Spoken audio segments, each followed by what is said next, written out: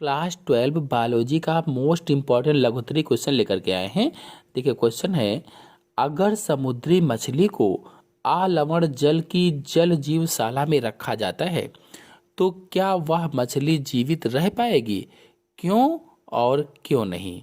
तो इसका उत्तर होगा, अगर समुद्री मछली को आलवण जल की जल जीवशाला में रखा जाए तो वह परासरणीय समस्याओं के कारण जीवित नहीं रह पाएगी तथा मर जाएगी।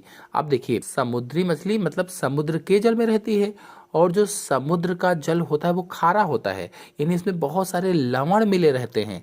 तो समुद्री जल को लवणीय जल भी कहा जाता है। लवणीय जल, समुद्री जल में बहुत से लवण मिले होते हैं जिसके कारण उसकी सांद्रता अधिक होती है, मतलब अधिक सांद्र होता है।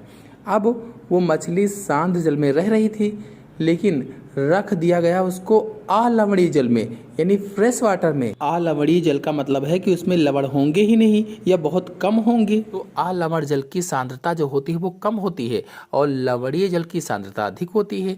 अब देखिए कहा गया है कि अगर समुद्री मछली को अलवण जल की जल जीवशाला में रखा जाए तो परासरणीय समस्याओं के कारण, यानी ऑस्मोटिक प्रॉब्लम्स के कारण जीवित नहीं रह पाएगी और मर जाएगी, क्योंकि समुद्री मछली की कोशिकाओं की जो परासरण सांद्रता है उसका मान अधिक होता है। परासरण सांद्रता का मान अधिक होता है क्योंकि समुद्र का जो जल होता है वो गाढ़ा होता है।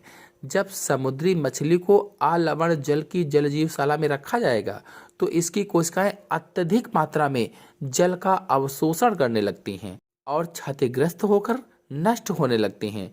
इसी कारण से समुद्री मछली अलवणीय जल में अधिक समय तक जीवित नहीं रह सकती है।